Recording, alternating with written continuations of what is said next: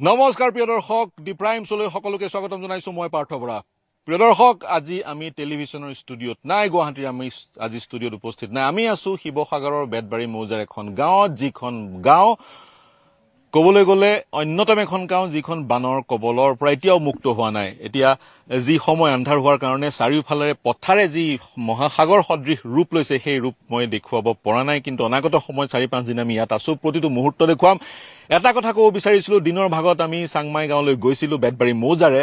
সেই চাংমাই গাঁওখনত কিন্তু অবৰ্ণনীয় পৰিস্থিতি, কেনেকৈ ৰিকভাৰ কৰিব সেই তাৰ পাৰাপাৰ কিন্তু গাঁওবাসীয়ে পোৱা নাই। চাংমাই গাঁৱত বদৰুদ্দিন আজমলৰ নেতৃত্বত হেল্থ কেম্প অনুষ্ঠিত কৰা হৈছে, কিন্তু আমি যি দেখা পালো গাঁৱৰ ভিতৰত, ঘৰৰ ভিতৰতো এতিয়াও বুকু পানী, আৰু গাঁৱৰ ৰাইজৰ যি এক পৰিৱেশ অবৰ্ণনীয়, ক'ৰবাত জোক, ক'ৰবাত সাপ, আৰু যিসকল লোক আছে সেইসকল লোকে যি ধৰণৰ এক আনহাইজেনিক পৰিৱেশত এতিয়াও থাকিবলগীয়া হৈছে সেয়া অবৰ্ণনীয়। 10 দিন হ'ল দৰিকাৰ জলপৃষ্ঠ এতিয়াও বৃদ্ধি পাইছে, আৰু দৰিকাৰ জলপৃষ্ঠ বৃদ্ধি পোৱাৰ কাৰণে সেই গাঁৱৰ যি পথাৰৰ পানী, ঘৰৰ পানী এতিয়াও আঁতৰাই দুৰ্গোন্ধময় পৰিৱেশত তেওঁলোকে জীৱন নিৰ্বাহ কৰিবলগীয়া হৈছে। আজিৰ যি আমাৰ প্ৰাইম শ্ব' বেতবাৰী মৌজাৰ পৰা এই প্ৰাইম শ্ব'ত মই আছো, মোৰ সৈতে আছে মোৰ সতীৰ্থ শিৱসাগৰৰ প্ৰদীপ গগৈ, পিছফালে আছে বহুকেইটা ৰাস্তাৰ মাজতে শিবিৰ, আৰু নাজিৰাৰ পৰা আমাৰ সৈতে সংযুক্ত হৈ আছে মোৰ সতীৰ্থ বিক্ৰম, আৰু বিক্ৰমৰ সৈতে থাকিব নবুল কোঁৱৰ। প্ৰথমতে প্ৰদীপ, এই স্থানৰ মই দুটা কথা জানিব বিচাৰিম। প্ৰদীপ,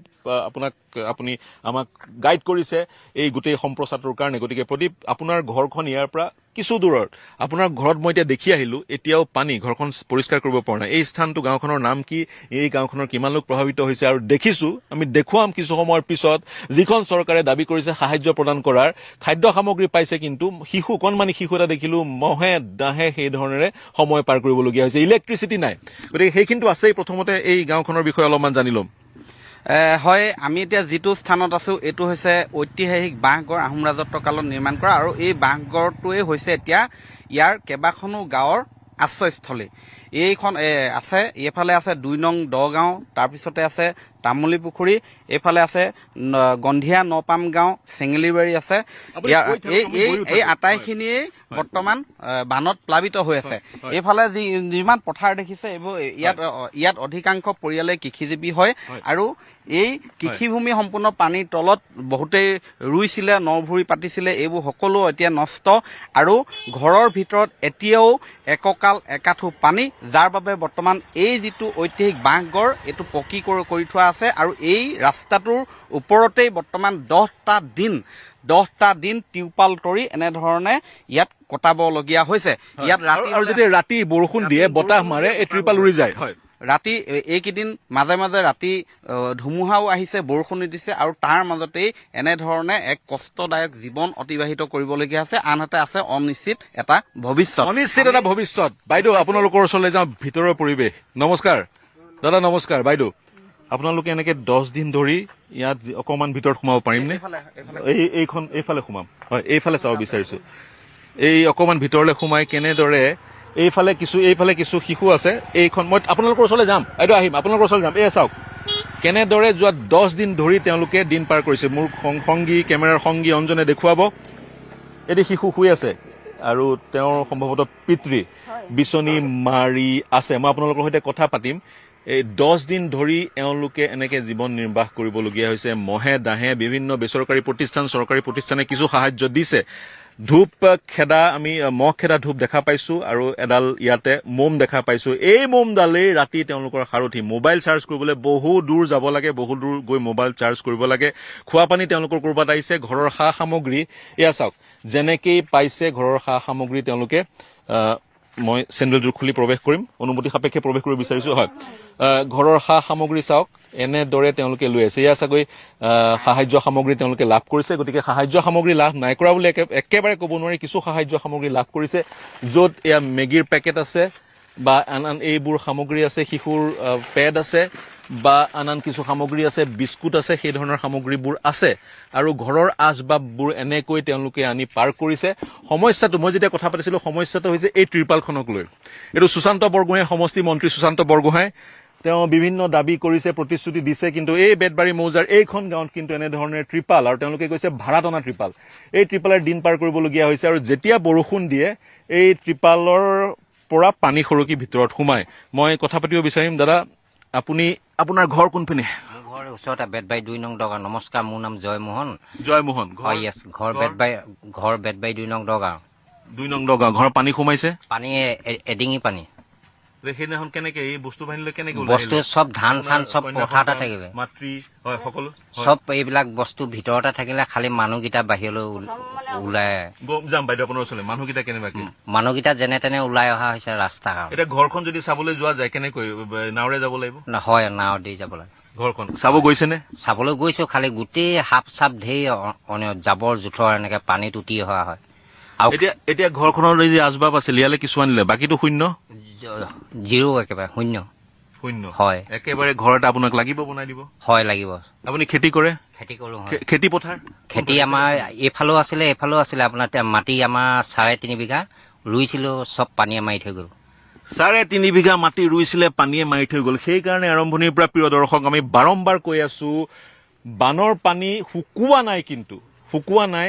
এটা পৰ্যায়লৈ বানপানী শুকাইছে। শুকোৱাৰ পিছৰ যিটো পৰিৱেশ, এয়া চাওক, এই পৰিৱেশ অবৰ্ণনীয় পৰিৱেশ আৰু এক আনহাইজেনিক কণ্ডিশ্যনত এওঁলোকে বসবাস কৰিবলগীয়া হৈছে। পটাছৰ প্ৰয়োজন, ব্লিচিং পাউডাৰৰ প্ৰয়োজন, সেইবোৰ কিছু সামগ্ৰী আনি আমি প্ৰদান কৰিছোঁ বা স্থানীয় সংগঠনসমূহে প্ৰদান কৰিছে, কিন্তু সেয়া ছাফিচিয়েণ্ট নহয়। ভাইটি, কি নাম? নমস্কাৰ, মানসী ভৈৰৱ মোহন। কোন ক্লাছত পঢ়ে? ক্লাছ 7। ক্লাছ 7। স্কুল চাগৈ বন্ধ? বন্ধ। স্কুলত পানী সোমাইছে নেকি? সোমাইছে। স্কুলত পানী সোমাইছে, কিন্তু স্কুল যদি 1 তাৰিখৰ পৰা খোলাৰ কথা, খুলিব পৰা বা খোলা নহ'ব চাগৈ? নহ'ব চাগে। কিতাপ পত্ৰখিনি ক'ত ভাইটিৰ? টাউনত আছে। টাউন মানে? আমি টাউনত থাকো। কিতাপ পত্ৰখিনি তাতে আছে। হয়।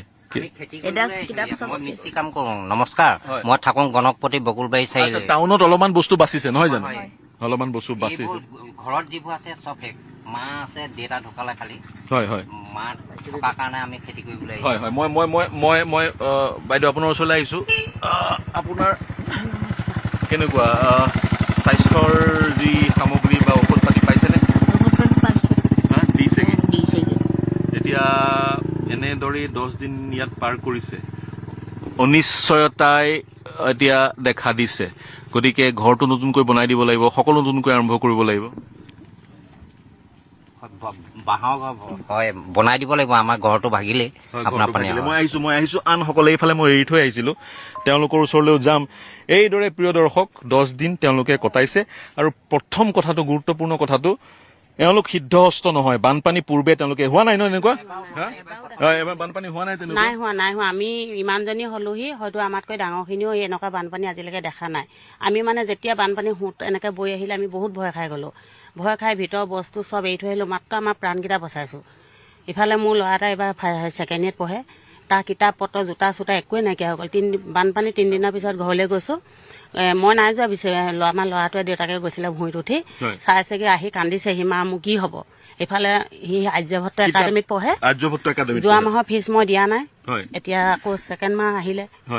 চৰকাৰে ফিজ ৱেভ অফ বা ফিজ নিদিয়াৰ এক ব্যৱস্থা কৰিছে। এয়া চাওক প্ৰিয় দৰ্শক, কিতাপৰ এই অৱস্থা। এয়া এটা উদাহৰণ হয়। এনেকুৱা হাজাৰ হাজাৰ শিক্ষাৰ্থীৰ কিতাপে এই ৰূপ লৈছে।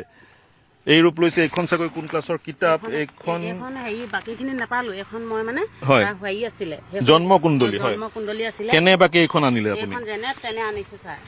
এইখন জন্মকুণ্ডলী কেনেবাকৈ আনিছে, কিন্তু ডুবি গ'ল যে, পঢ়া টেবুলখন ডুবি গ'ল। ইমান তাৰপৰা ধানৰ বস্তা ডুবিলে। ইমানটো ভিতৰত পানী সোমাব বুলি আমি ভবা নাছিলো। মাত্ৰ আমি ভাবিছো যে আমি যেনে তেনে আমাৰ জীৱনটো বচাওঁ, বাহিৰলৈ বৈ মুঠতে এনেকে তেনেকুৱাতে মানে গাড়ীত হেৰি মানুহ আহিলে ক'লে ঘৰত কোন কেনেকে আছে ওলাই দিয়ক বুলি ক'লে। আমি বহুত ভয় খাই গলো। আমি সেইকাৰণে বাহিৰলৈ একোৱে নাই ভিতৰত, না বিচনা আছে, না তুলি আছে, না গাৰু আছে, কাপোৰ কানি একোৱে নাই। মানে গৈ মানে আজি বহুত দুখ লাগিলে মোৰ ভাগৰ। আজি অলপ পানী শুকাইছে যে গৈছিলো মই। আজি ভিতৰত বোকা, এআঁঠু বোকা একদম। সেইবোৰ চাফাটো এতিয়া কৰিবই নোৱাৰো, কেঁচা নহয় জানো। এতিয়া পানী শুকোৱা নাই ভালকে, আৰু কেঁচা হৈ আছে। সোমাইছো একদম, সোমাই গৈছে ভৰি সোমাই গৈছে, মানে এআঁঠু হৈ গৈছে মানে বোকাই। ভৰি উলিয়াই আনোতে মানে এনেকুৱা অৱস্থা হৈছে এই ধৰণৰ। গতিকে তেওঁলোকক এইখিনি ধৰক আপুনি। মই সেইফালৰ আপোনাৰ টেণ্টটো যি ধৰণে ইতিমধ্যে দেখুৱাইছিলো, এজন ভদ্ৰলোক তাতো আছে। গতিকে ঘৰত তেওঁলোকৰ একাঠু বোকা, আৰু বোকা আঁতৰোৱাটো এতিয়া সম্ভৱ নহয়।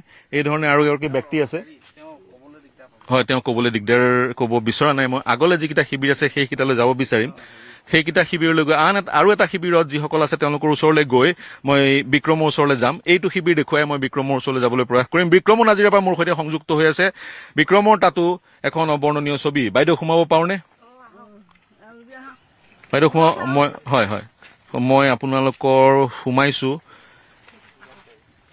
এয়া হৈছে বেতবাৰী মৌজাৰ এই গাঁওখনৰ আন এটা কেম্প। চাওক ৰাইজ, যোৱা 10 দিন ধৰি এইটো ৰাস্তাৰ কাষত তেওঁলোকে তেনেধৰণে জীৱন নিৰ্বাহ কৰিছে। খোৱা বোৱা কেনেকে কৰিছে বাইদেউ? খোৱা বোৱা ঠিকে কৰিছো। চিলিণ্ডাৰ কেনেকে পালে? চিলিণ্ডাৰ আছিল ন? আৰু কি নাম ভণ্টি, কোন ক্লাছত পঢ়া? মোৰ নাম শ্ৰীমতী দেৱীপ্ৰিয়া মহান। কিতাপ পত্ৰ মানে তিতি একেবাৰে অৱস্থা নাই। নিজেও মানে আনিবলৈ সেই সময়ত যা যোগাৰ কৰিবলৈ নহ'লে এনেকুৱাকে মানে আহিলে আপুনি নিজৰ মাত্ৰ ছোৱালীজনী মানে যেনে তেনে লৈ যাওক বুলি ক'লো। আমি এবুকু পানীত মানে সেই বহুত ভিতৰত সোমাই আছে আমাৰ ঘৰ, একেবাৰে তলত আছে পানীৰ তলত। আজি আৰু ভূত এনেকে গৈছিলো আনিব পাৰো নি কেনেবাকে, কিতাপ পত্ৰ একোৱে আনিব নোৱাৰিলো। তাৰমানে ঘৰৰ আন আচবাববোৰ চব শেষ। তাৰমানে একেবাৰে বহুত মানে ডাঙৰকে বেয়াকে হৈছে আৰু এইবিলাক। ঘৰটো একে শূন্যৰ পৰা বনাব লাগিব। ঘৰটো আমাৰ ঘৰ দুৱাৰ একেবাৰে শেষ আৰু নতুনকে চব মানে ঘৰ দুৱাৰ বনাই মেলি সেইখিনি মানে চৰকাৰে যাতে সুবিধা দিয়ে সেইখিনি পাওঁ বুলি মানে বহুত আশা কৰি আছো। ইমান দুখী অৱস্থাত যে মানে আপোনালোকেও যেনেকে খবৰ ৰাখিছে সেয়া ফালৰ পৰাও বহুত ধন্যবাদ থাকিল। আপোনালোকে যে আমাক দেখা দিছে, খবৰ লৈছে কেনেকে আছো, কি খাইছো, খবৰ খাতি কোৱাৰ কাৰণে বহুত ভাল পাইছো। কিন্তু এইখিনি যাতে সুবিধাখিনি আমাক কৰি দিয়ে, আপোনালোকৰ বিধায়ক সুশান্ত বৰগোহাঁই বাসস্থান যিহেতু প্ৰয়োজন। সৰু ল'ৰা ছোৱালী লৈ আমি যেনেকে ঘৰ সংসাৰ প্ৰথমবাৰ পাতিছিলো সেই সংসাৰ হয়তো এতিয়া সকলো চব শেষ হৈ গ'ল। শেষ হৈ যোৱাৰ কাৰণে যাতে আপোনালোকে সকলোখিনি সুবিধা কৰি দিয়ে, থাকিবলৈ ঘৰ দুৱাৰ বনাই মেলি। লগতে আমাৰ ধান চাউলটো একোৱেই নাইকিয়া হৈ থাকিলে, খেতি পথাৰ চব নষ্ট হৈ গ'ল আৰু কঠীয়াও পাইছিলো, খেতি এনে আছে তাকৰীয়াকে আৰু বিঘা 1.5 বিঘা তেনেকুৱাকে আছিলে। মাটি দুবাৰ যেনে তেনে ৰুইছিলো, মানে ছোৱালীজনীও সৰু হৈ আছে, থাপ মাৰি ৰুও তেনেকে, সেইখিনিও শেষ হৈ থাকিলে। এতিয়া একেবাৰে ঘৰত শূন্য হৈ আছে। যিহেতু মানুহজনো দিন হাজিৰা কৰা মানুহ, আমাৰবোৰ চলিবলৈ একেবাৰে অসুবিধা হয়। তাৰমানে উপলব্ধি কৰিছো সকলো আমাৰ আনৰ কাপোৰহে পিন্ধি আছো। কাপোৰ কানি যি কাপোৰৰ সাহায্য পাইছে নাই? কাপোৰৰ সাহায্য সকলোৱে দিছেহি, এপদ তেনেকে সকলোৱে খোৱা বোৱাও যোগান ধৰিছেহি, পানীও যোগান ধৰিছেহি। সকলো ফালৰ পৰা সেইখিনি কিন্তু পাইছো, কিন্তু চৰকাৰৰ ফালৰ পৰা এনেকে কি কৰিছে কি না খবৰ খাতি কিন্তু পোৱা নাই। আমাৰ বিধায়কো কিন্তু এনেকে আপোনালোকৰ নিচিনাকে আহি যদি দেখা দিলেহি হেঁতেন বহুত ভাল পালোহেঁতেন। কাৰণ সৰু ল'ৰা ছোৱালী লৈ আমি কেনেকে জীৱন যাপন কৰিছো, এটা ৰাস্তা কাষত থাকিবলৈ একো ঘৰ দুৱাৰ নাই। তাৰমানে ৰাতিটো আমাৰ বৰষুণ দিলে গোটেই পানী এইফালৰ পৰা এনেকে বাগৰি আহে। কাৰণ এনেকে কেনেকে আছো মানে নিজে ভাবিব নোৱাৰো। তাৰমানে গোটেই ওপৰৰ পৰা পানী পৰে, একে ধৰিব নাই আপুনি, বয় বস্তুকে সামৰিব নাই, কোনফালে কয়। ইফালে ছোৱালীজনী ঠাণ্ডাত কঁপি গ'লগে, গোটেই কাপোৰ নাই, এনেকে আছে ছোৱালীজনী। আনৰ কাপোৰ পিন্ধি মানে যিয়ে দিছে সেয়ে লৈছো। তাৰমানে হওক নহওক দৰকাৰ নাই, ফটা হওক চিধা হওক, মানে পাইছো যে বিপদৰ সময়ত সেয়াই বহুত যথেষ্ট। কিন্তু আমাৰ বিধায়কে এইখিনি খবৰ ৰখা হলে বহুতখিনি ভাল পালোহেঁতেন। অহা হলে আহিব বুলি আশা কৰিছিলো, কিন্তু ইমান দিন আজি 9-10 দিন পাৰ হৈ গ'ল, অহা নেদেখিলো, মানে নাহিলে তাৰমানে কোনো পধ্যে আমাৰ ওচৰলৈ। এনেকে আপোনালোকে অহাৰ কাৰণে বহুত ভাল পাইছো। মানে আমাৰ ইমানেই দুখ আছে, দুখতে আনন্দ কৰিছো।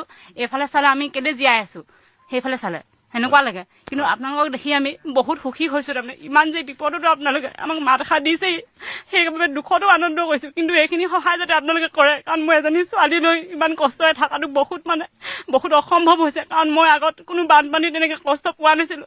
মোৰ মাৰ ঘৰ চাংমাইগাঁৱত, তাতো কষ্ট পোৱা নাছিলো এনেকুৱা বানপানীত। আমি ইয়াতে প্ৰথম দেখিছো, কাৰণ মোৰ অনুভৱ নহয়। মই এদিন ইয়াত পৰিলো, লুটি খাই পানীতে পৰিছো। তাৰমানে সকলো আহি মোক ধৰি বামলৈ আনিলে, কিন্তু তথাপিও মানে মোৰ পানী দেখিলে মোৰ ঘূৰাই। বিশেষকৈ মানে ইমান বিপদত আছে, মোক টিপাল এখন দিয়া মানুহ নাই, তাৰমানে টিং এচটা সাহায্য নাই। ইমান সৰু ছোৱালীজনী তাইও ভয় কৰে। তেনে মই কেনেকে মানে কটাইছো মই নিজে ক'ব নোৱাৰো। মানে ভাত পানীয়ে বনাম নে খামেই নে লৰাই চাম নে, ইগৰা সিগৰা পানী গোটেই মানে ভৰ্তি হৈ থাকে। কিন্তু আনে কেনেদৰে জীৱন যাপন কটাইছে নাজানো, কিন্তু মই ইমানেই দুখত কটাইছো। মোক যাতে এইখিনি সাহায্য সোনকালে আপোনালোকে কৰি দিয়ে। আমি সম্পূৰ্ণ চেষ্টা থাকিব আমাৰ যোগেদি। মন্ত্ৰী ডাঙৰীয়া, বিধায়ককো আমি আহ্বান জনাম। হয় বাইদেউ, আপোনাৰ এই সমমৰ্মিতা প্ৰকাশ কৰিছো। এনেধৰণে জীৱন পাৰ কৰাটো সম্ভৱ নহয়। 10 দিন হৈ গ'ল এই কণমানি ছোৱালীজনী ভিতৰত গোটেই মহ খেদা ধূপ, কেঁচু বগাই সাপ আহে, এনেধৰণে জীৱন যাপন। হয় মই আহিম, পুনৰ আপোনাৰ ওচৰলৈ আহিম। আৰু কেঁচু সোমাই আহে আৰু গোটেই হয় বাইদেউ মই আপোনাৰ ওচৰলৈ আহিম মই জাষ্ট এটা কথা ক'ব বিচাৰিছোঁ যে এনেধৰণে জীৱন নিৰ্বাহ কৰিছে সাপ কেঁচু ইত্যাদি সোমাই আনহাইজেনিক এক পৰিৱেশত জীৱন নিৰ্বাহ কৰিছে মন্ত্ৰীয়ে খবৰ লোৱা নাই বিধায়কে খবৰ লোৱা নাই এইসকল লোকৰ ক'ৰবাত আমি দেখিছোঁ তেওঁলোকে খবৰ লৈছে কিন্তু কেনেবাকৈ এইসকল বাদ পৰি গৈছে চাংমাই গাঁও আমি চালোগৈ চাংমাই গাঁৱত দেখিছোঁ আজমলে শিবিৰ পতা বা আন সকলেও পাতিব পাৰে কিন্তু এইগৰাকী দুৰ্ভগীয়া মহিলা ইতিমধ্যে প্ৰকাশ কৰিছে কোনো ধৰণৰ তেওঁ কিন্তু সাহায্য পোৱা নাই গতিকে দৃষ্টিগোচৰ কৰিলোঁ চৰকাৰৰ দৃষ্টিগোচৰ কৰিলোঁ স্থানীয় বিধায়কৰ বাইদেউ কওক নমস্কাৰ মোৰ নাতিনী ছোৱালী এজনী আছে মাকো নাই এজনী আঁকৰি তাই এতিয়া এইবাৰ মেট্ৰিক দিব হয় তাৰপিছত কিতাপ পত্ৰও নাই সাহায্য হেৰিও নাই বাপেকৰো নাই কিতাপ পত্ৰৰ ক্ষেত্ৰত চৰকাৰে কিবা সাহায্য দিব কিতাপ পত্ৰ দিব স্কুলৰ ফিজো দিব নালাগে বাপেক বুলি ক'লে ধোৱা হাত বুলি কয় মানুহে হয় একো পানী দুনি খাই থাকে আৰু ল'ৰা ছোৱালীবিলাকো মনেই নকৰে হয় হয় হয় এইখিনি চৰকাৰে দৃষ্টিগোচৰ কৰিব মই পুনৰ আপোনাৰ ওচৰলৈ আহিম কিন্তু এই মুহূৰ্তত বিক্ৰম নাজিৰাৰ পৰা সংযুক্ত হৈ আছে ধন্যবাদ মই আহিম পুনৰ আপোনাৰ ওচৰলৈ আহিম মই আপোনাৰ কথাটো ল'লো ঘৰ পোৱা নাই গোটেই পৃথিৱীৰ মানুহে ঘৰ পালে হয় সিহঁতৰ বাঁহৰ ঘৰতে সোমাই হয় মই ল'লো আপোনাৰ কথাটো ল'লো মই গ্ৰহণ কৰিলোঁ মই বিক্ৰমৰ ওচৰলৈ যাব বিচাৰিছোঁ বিক্ৰমে নিজৰ প্ৰতিবেদন প্ৰকাশ কৰাৰ পিছত জনোৱাৰ পিছত ৰাইজক আমি আন যিবোৰ কেম্প আছে সেই কেম্পলৈ যাম বিক্ৰম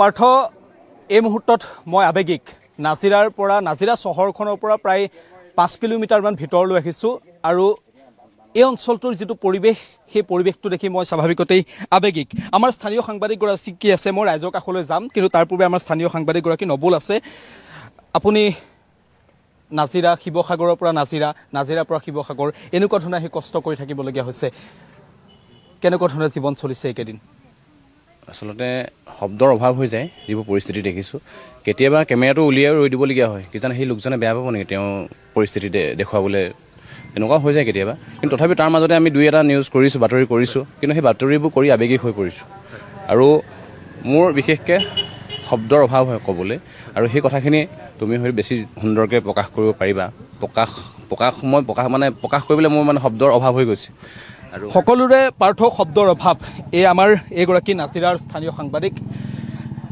নবুলৰ আজি শব্দৰ অভাৱ হৈছে কাৰণ শব্দৰ অভাৱ হ'বই নিজৰ ঘৰখনৰ ভিতৰতো পানী তাৰ মাজতো নিজৰ দায়িত্ব পালন কৰিছে পাৰ্থ মই এতিয়া এগৰাকী যুৱকক চিনাকি কৰাই দিম সেই ছবিখন দেখি মোৰ নিজৰ দুখ লাগিছিল আৰু মই কান্দিছিলোঁ অলপ এই যুৱকগৰাকীক হয়তো টেলিভিশ্যনৰ দৰ্শকসকলে চিনি পাইছে এওঁ হৈছে বিপ্লৱ গগৈ আজিৰ দিনটোত তেওঁ এটা ক'লা ৰঙৰ হাফ পেণ্ট পৰিধান কৰি আছে কালিলৈকে এই যুৱকজনে নাজিৰাৰ এই বিপ্লৱে পিন্ধি আছিল এটা স্কাৰ্ট কালিলৈকে বিপ্লৱৰ পিন্ধিবলৈ এটা হাফ পেণ্ট নাছিল এটা টি চাৰ্ট নাছিল হয়নে বিপ্লৱ আৰু সেই দৃশ্য বিপ্লৱে স্কাৰ্ট পিন্ধি থকাৰ দৃশ্য সমগ্ৰ অসমত ভাইৰেল হৈ পৰিছিল বিপ্লৱ কিয় হৈছিল এনেকুৱা হঠাৎ এনেকুৱা পৰিস্থিতি আহি গ'ল কাপোৰ নোহোৱা হৈ গ'ল স্কাৰ্ট পিন্ধিবলগীয়া হ'ল হয় বানপানীটো ইমান সোনকালে যে তাৰ গতিবেগটো সলাব মই ভবা নাছিলোঁ ইমানেই ফাষ্ট আহিছিলে যে সেইটো সময়ত মই কামৰ পৰা আহিলোঁ কামৰ পৰা আহি পানি জাষ্ট গাটো ধুই মই হাফ পেণ্টটো পিন্ধি আছিলোঁ যে হাফ পেণ্টটো পিন্ধি থকা অৱস্থাত পানী আহিছে আমাৰ গাঁৱৰ ফালে হৈছে তেতিয়ালৈকে আমাৰ ইয়াত পানীটো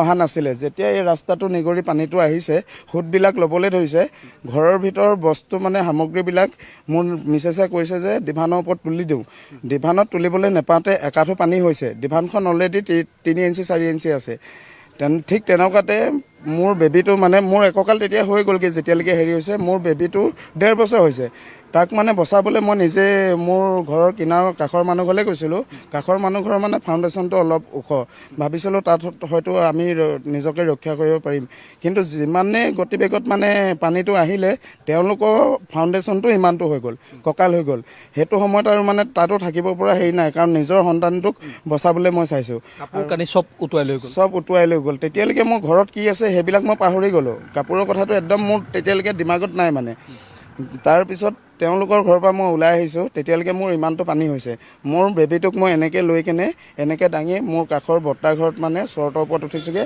চৰ্টৰ ওপৰত উঠাৰ পিছত মোৰ যিটো কুকুৰটোকো মই বচাবলৈ চাইছিলোঁ তাৰপিছত কুকুৰটো উঠি মানে সেই সাঁতুৰি ঘূৰি ফুৰিছিলে তাক যেতিয়া আনিবলৈ গৈছোঁ মই মানে অলৰেডি সাঁতুৰিছোঁ আৰু মানে সাঁতুৰি কুকুৰটো সাঁতুৰিছে দুইটাই আহিলোঁ সেই চৰ্টৰ ওপৰত থাকিলোঁ থকাৰ পিছত সেই পানীত যে মই হেৰি কৰিলোঁ পানীৰ মানে যিটো হেৰি আহিছিলে বহুত বেয়া মানে খজুতি খৰ হোৱা মানে বহুত হেৰি আছিলে গোটেই গাটো বিজাবলৈ ধৰিলে খজুৱাবলৈ ধৰিলে মোক ক'লে যে পেনটো তুমি কিবা এটা কৰিব লাগিছিলে এতিয়া পেন আৰু নাছিলে মোৰ হাতত তেনেকৈ দুদিন মই থাকিলোঁ যেনে তেনে পিছদিনা কাপোৰ নোহোৱাকৈ দুদিন কাপোৰ নোহোৱাকৈ অকল হাফ পেণ্ট এটা পিন্ধোঁ ৰাতি পূৰা মহে কামুৰিছে কোনো আঁঠুৱা নাছিলে দুদিন লঘোণত আছোঁ কোনো ইয়াত আমাৰ ৰেস্কিউ টিম আহিলেও কোনো খোৱা সামগ্ৰী অনা নাছিলে উদ্ধাৰকাৰী অকল উদ্ধাৰে কৰিছে মানে যে পানী বটল এটাও তেওঁলোকে অনা নাই তেনেকৈ গোটেই আমাৰ হোলাংকাটনি গাঁও যিমানসকল লোক বা যিমান আছিলে চব লঘোণে ভোকে আছিলে কাৰণ ঘৰৰ সকলো সামগ্ৰী উটি গৈছিলে ঠিক সেই সময়তে মই তেনেকৈয়ে থাকিলোঁ পিছদিনাখন যেতিয়া দুদিনৰ পিছত পানীটো কমিছে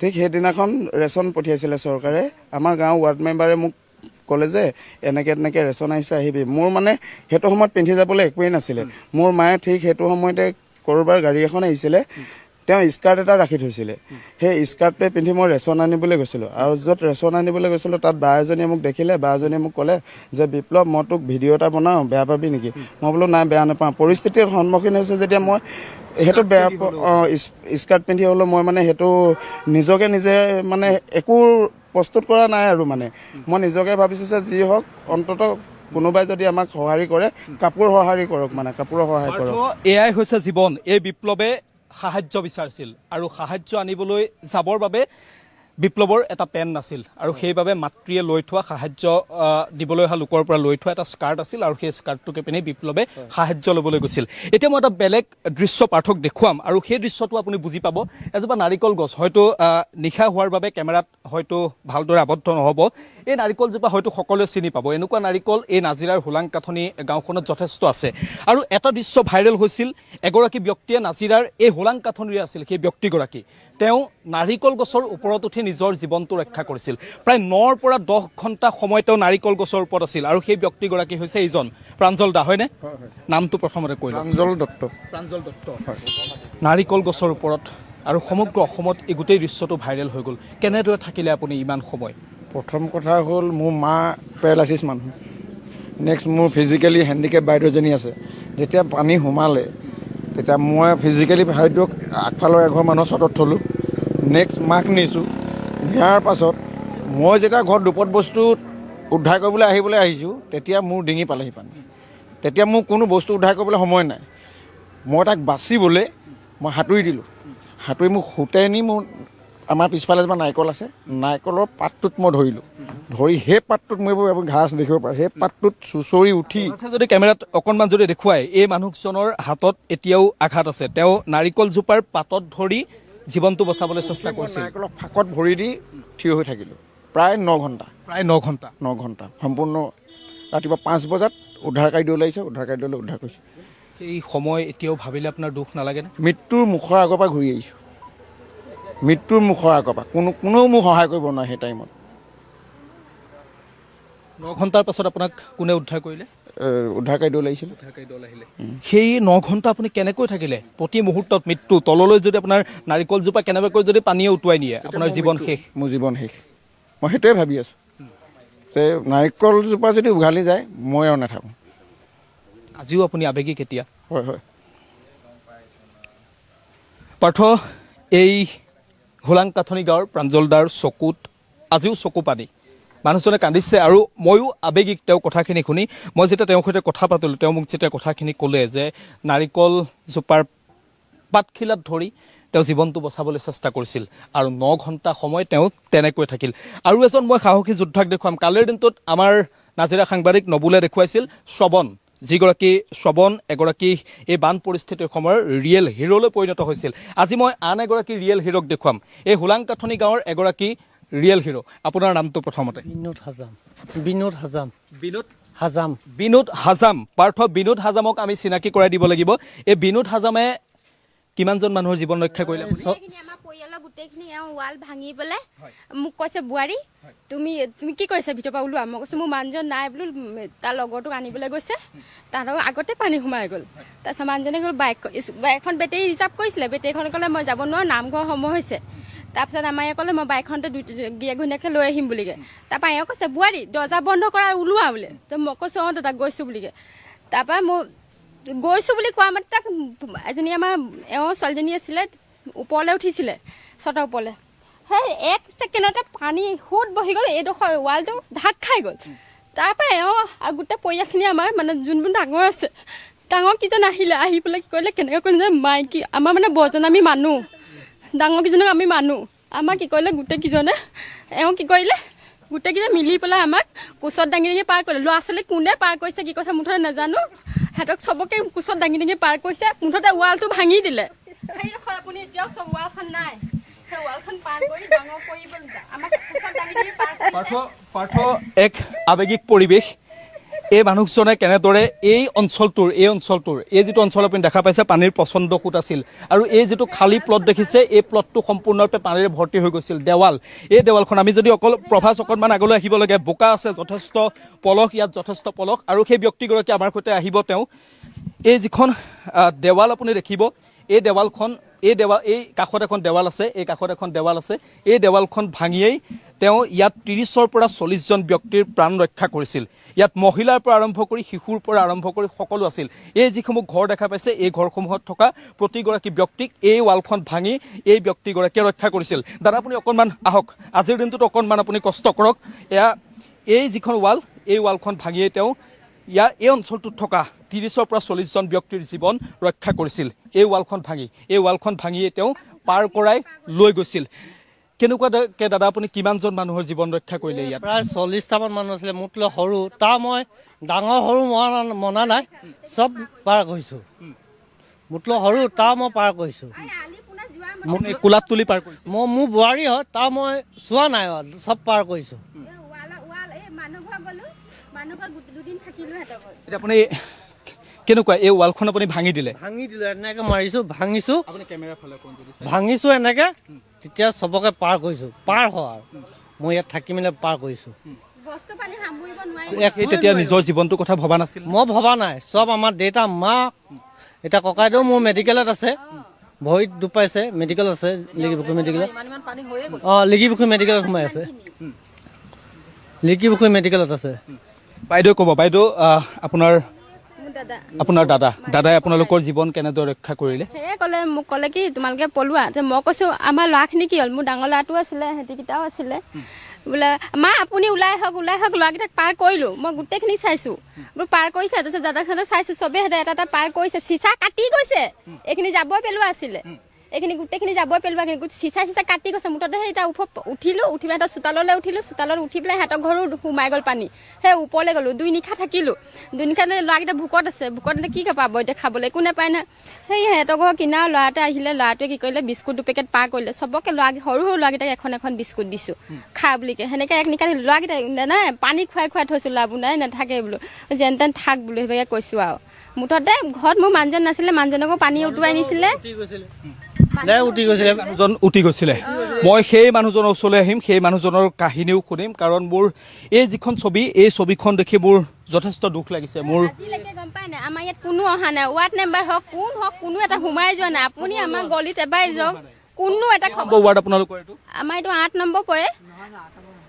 নম্বৰ পৰে আমি যদি ইয়াত খাদ্য ল'বলৈ যাওঁ তেতিয়া আমাক কি কয় ইয়াত গাড়ীবোৰে কি কয় বোলে ইয়াত নৰখাবি বোলে সিহঁতি সন্তুষ্ট পালে আমি আহ্বান জনাইছোঁ নাজিৰাৰ এই যিটো ৱাৰ্ড যদিহে জনপ্ৰতিনিধিসকলে চাই আছে নাজিৰা সমষ্টিৰ বিধায়কগৰাকী যদিহে চাই আছে এই পৰিয়ালকেইটাৰ কাষলৈ আহিব লাগে হোলাংকাঠনি গাঁৱলৈ আহিব লাগে তেওঁলোকে অভিযোগ কৰিছে যে তেওঁলোকে কোনো ধৰণৰ সাহায্য পোৱা নাই তেওঁলোকৰ কাষলৈ কোনো ধৰণৰ জনপ্ৰতিনিধি অহা নাই আমি পাৰ্থৰ ওচৰলৈ পুনৰ যাম পাৰ্থ বেতবাৰীৰ যিটো অবৰ্ণনীয় পৰিৱেশ দেখুৱাই আছে সেই পৰিৱেশটোৰ আমি পুনৰ এবাৰ চাবলৈ যাম আমি পুনৰ পাৰ্থৰ পিছত আমি পুনৰ এই যিটো পৰিৱেশ হোলাংকাঠনি গাঁৱৰ যিটো পৰিৱেশ এই পৰিৱেশটোৰ মাজলৈ আহিম পাৰ্থ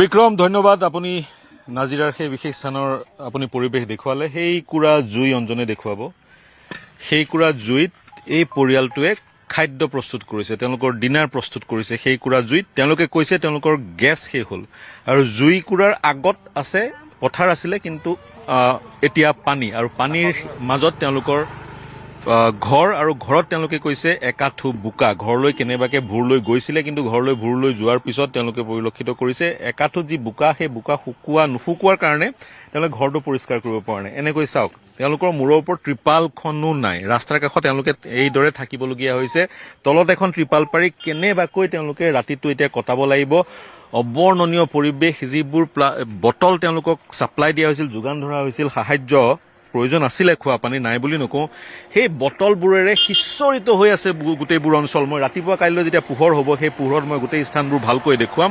গতিকে এই বটলবোৰে আন এক আমাৰ সেই গাঁওবোৰত আন এক ক্ৰাইচিছৰ সৃষ্টি কৰিব। মই আপোনালোকৰ লগত কথা পাতিম অনুমতি সাপেক্ষে। বাইদেউ, এইফালে পৰা আৰম্ভ কৰিছোঁ। বাইদেউ কওকচোন, কিমান দিন? 10 দিনটো হ'লেই, 10 দিন হ'ল। ঘৰখন কেনেকুৱা? বোকা গোটেই পলস পৰি, কাপোৰ কানি একোৱেই নাই, চব ডুবিলে। আৰু বাকী আচবাব সা সৰঞ্জাম? সৰঞ্জাম চব উটি জাহা তাহা পৰি আছে আৰু য'ত ত'ত জাহা তাহা। আৰু বাকী পথাৰ ইত্যাদি ইত্যাদি? পথাৰ ক'ত আৰু ওলাব এতিয়া, পথাৰ ওলোৱাই নাই। এইডোখৰতে এবুকু মানে হৈছিলে, এতিয়া এককাল হৈছে আৰু ৰাস্তাটো। হয়, ৰাতিৰ কাৰণে আমি দেখুৱাব পৰা নাই, কিন্তু একে ভয়ংকৰ পৰিৱেশ ৰাস্তাৰ দুই পাৰে।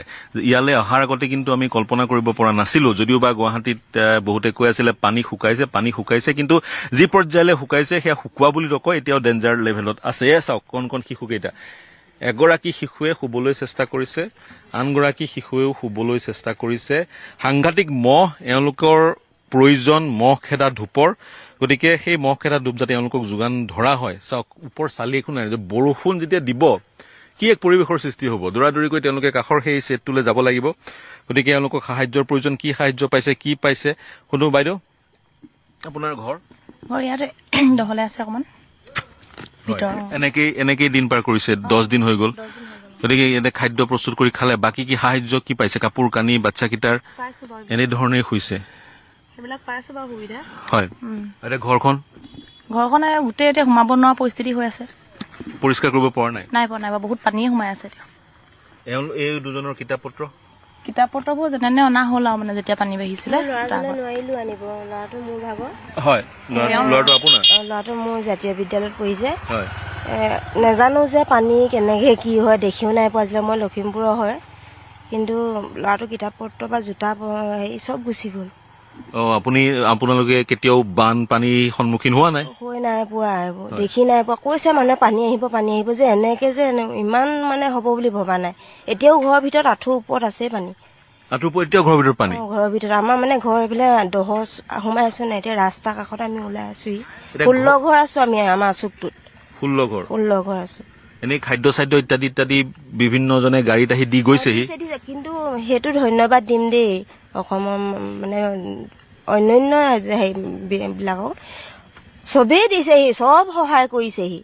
হয়, এতিয়াতো এনেকে আপোনালোকে গোটেই ৰাতিটো পাৰ কৰাটোতো 10 দিন ধৰি পাৰ কৰি আহিছে। টোপনি বতাহ ধুমুহা বৰষুণ দিলেই কেতিয়াবা কাৰোবাৰ বান্দাত থাকোগে, নহ'লে এইফালে দোকানৰ বান্দাখনত কটাই। হয়, আপোনাৰ ওচৰলৈ আহোঁ। হয়, হ'ব ঠিক আছে দিয়ক। হয় হয়, এইদৰে মন কৰিব, এইদৰে এওঁলোকে দিন পাৰ কৰিছে।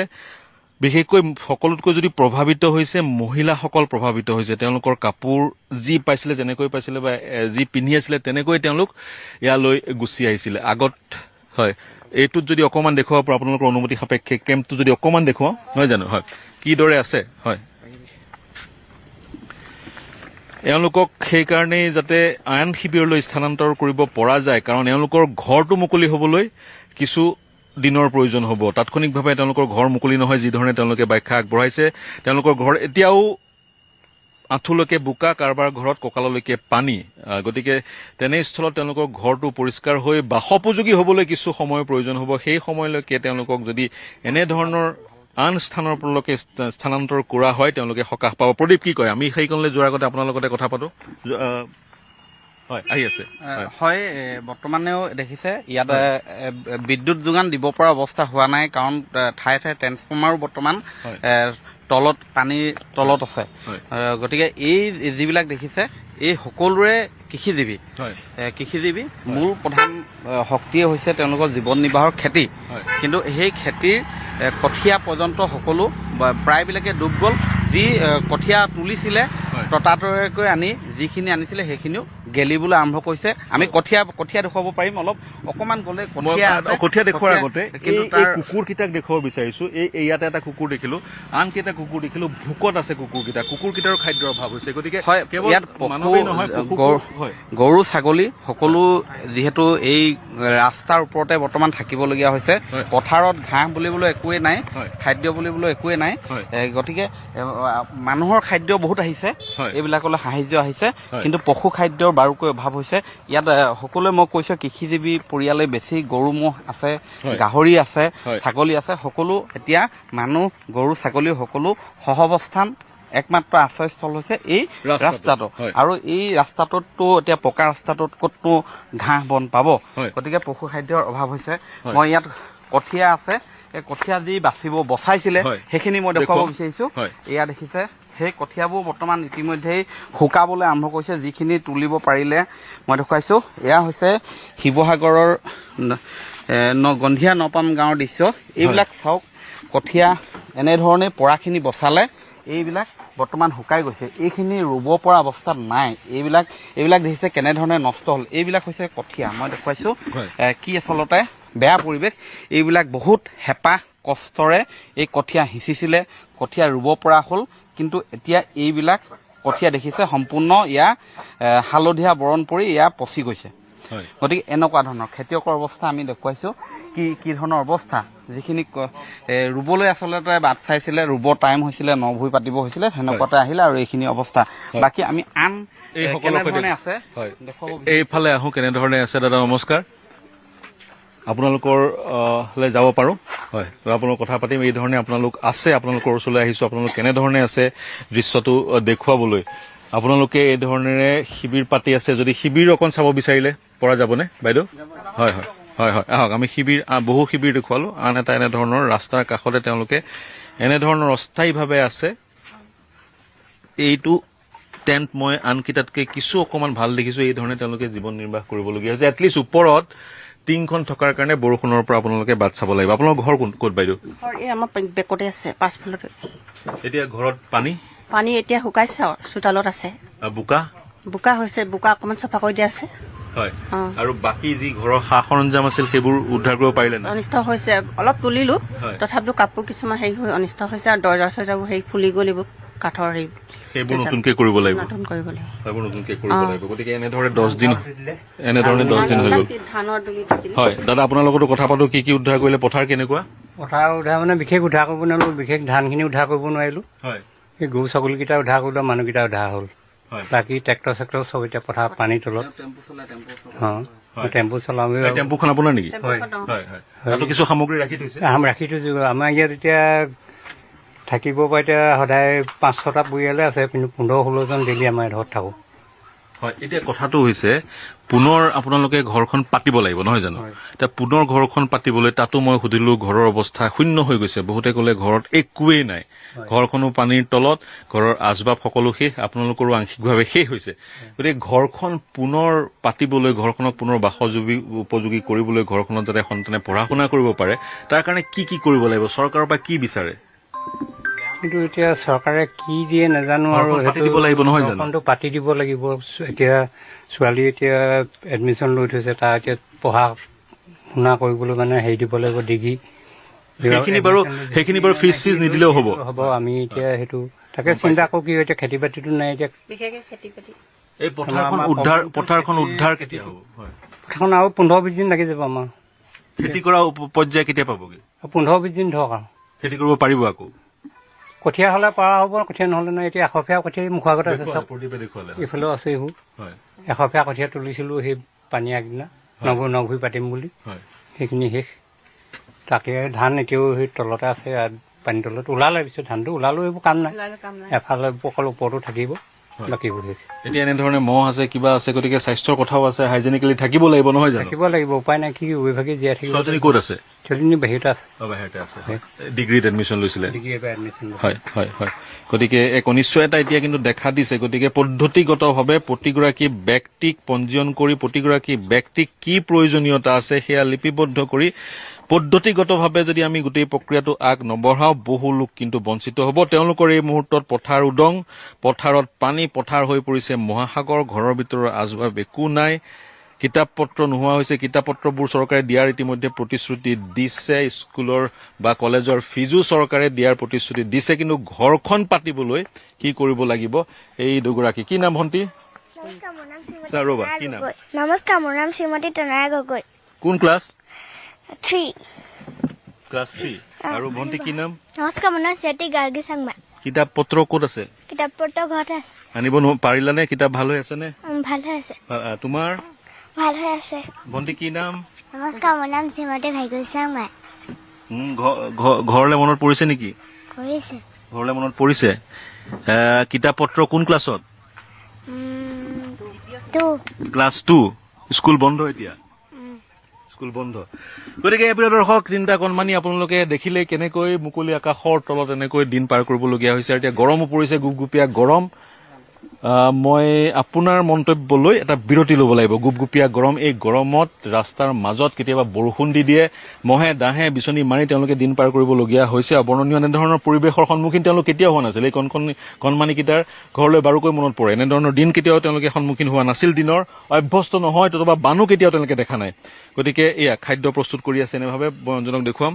এই ধৰণেৰে খৰিৰ খাদ্য, ইফালে কঠীয়া যিবোৰ নষ্ট হৈছে, খৰিৰে খাদ্য প্ৰস্তুত কৰিছে তেওঁলোকে। নিশাৰ সাজ এনেদৰে দিন কটাবলগীয়া হৈছে। বাইদেউ কথা পাতো, আপুনি চাই লওক, জ্বলি যাব নহ'লে। জুই বেছি দিয়া আছে, জ্বলি যাব। নজ্বলে ন? ঠিক আছে বাৰু। আপোনাৰ ঘৰ? মোৰ ঘৰ দহলৈ সোমাই আছে, ৰাস্তা পানী বুৰি আছে। ঘৰ গৈছিল, যাব পৰা অৱস্থাত আছে নে? ভুৰলৈ গৈছিলো। হয়। আৰু ঘৰৰ কি কেনেকুৱা আচবাব, অন্য কিতাপ? চব হেৰি অতি আছে পানীত। এতিয়াও পানী শুকোৱা নাই ঘৰৰ? পানী শুকোৱা নাই। আৰু ঘৰৰ আনসকল ক'ত আছে? ইয়াতে আছে, চব ৰাস্তাতে আছো আমি। আপোনাৰ শিবিৰ সেইটো? সেইটো এইবোৰ কঠীয়া আপোনালোকৰ? আমাৰ নহয়, তেওঁলোকৰ। তেওঁলোকৰ হয়। এতিয়া আপুনি খৰিত খাদ্য ৰান্ধি আছে, চিলিণ্ডাৰ? চিলিণ্ডাৰ নাই। চিলিণ্ডাৰ নাই? ঘৰৰ চিলিণ্ডাৰ আনিব পৰা নগ'ল? নাই, গেছ নাইকিয়া হৈ আছে। গেছ নাইকিয়া হৈ আছে। গতিকে এতিয়া সাহায্য এক পৰ্যায়লৈ আপোনালোকে পাইছে, কিন্তু ঘৰখন পুনৰ পাতিবলৈ বৰ ভালকৈ এক সাহায্যৰ প্ৰয়োজন হ'ব, নহয় জানো? নহয় জানো? কাপোৰ কানি আনিব পাৰিলেনে? একো নোৱাৰিলো আনিব। কাপোৰ কানিৰো প্ৰয়োজন এই মুহূৰ্তত? এদাই হৈ গ'ল কাপোৰ কানি। এযোৰ দুযোৰ কাপোৰে পাৰ কৰিছে? সেনেকে পাৰ কৰা হৈছে। হয়। গতিকে এওঁলোকৰ সৈতে কথা পাতিলোঁ। মই এটা বিৰতি ল'ব লাগিব। ইয়াৰ পৰাই উপলব্ধি কৰিছে প্ৰিয় দৰ্শক, এই কেম্ব্ৰত আছো, এক জটিল ৰাস্তা, in the middle of the road. ৰাস্তাত আমি থিয় হৈ আছো, যি ৰাস্তাৰে গাড়ী যায়। আৰু এতিয়া মই পুনৰ কৈছো, গুপগুপীয়া গৰম, হিউমিডিটি, চাৰিওফালে সিঁচৰিত হৈ আছে প্লাষ্টিকৰ বটল। দিনত ভালকৈ দেখুৱাম। এইফালে পানী, সেইফালে পানী। ভুৰলৈ কেনেবাকৈ ঘৰলৈ গৈছে, ঘৰত দেখিছে এবুকু একাঠু তেওঁলোকৰ ঘৰত পানী। যদি পানী নাই, হৈছে বোকা, কিতাপ পত্ৰ নষ্ট হৈ গৈছে। গতিকে মই পুনৰ কৈছো, পুনৰ আহ্বান জনাইছো, ওপৰে ওপৰে সাহায্য দিছে বা সাময়িকভাৱে খাদ্য সামগ্ৰী পাইছে, কিন্তু মন কৰিব, এইসকল লোকে এনেধৰণে দিন পাৰ কৰাত 10 দিন হৈ গ'ল। কাইলৈ 11 নম্বৰ, তাৰপিছত 12 নম্বৰ দিন।